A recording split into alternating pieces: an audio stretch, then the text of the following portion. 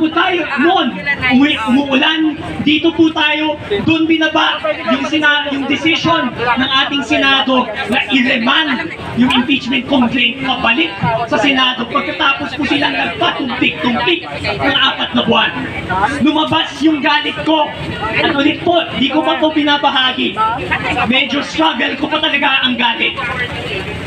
Sinasabi ng mga kasama ko po, first time kong makitang magalit si Kiko. Totoo yun. Bihira po akong magalit sa labas.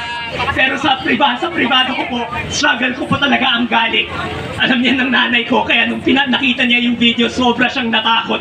Nung nakita niya nagwawala ako, kasi ganun din ako sa bahay minsan. Pero bakit? Tinuloy ko pa rin yung galit. The following day, nag-gather po ulit tayo dito, June 11. Nilabas natin yung ating galit, yung sama ng loob.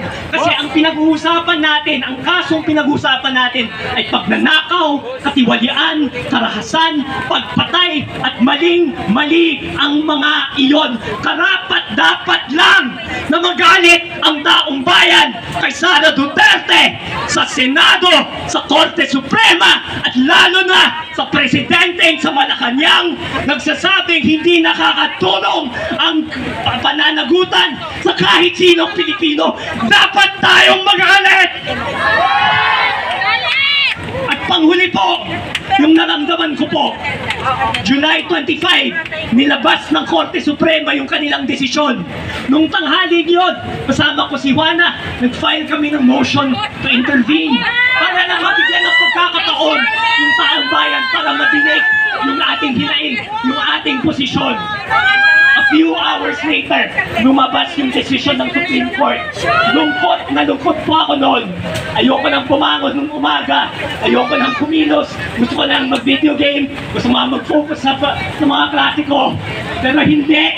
Kasi it's the right thing to do. Ang pinag-uusapan natin ay korupsyon, pagnanakaw, karahasan, at pagpatay.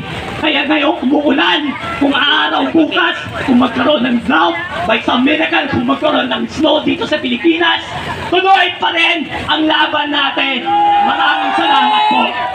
Tuloy ang laban! Huwag i-dismiss!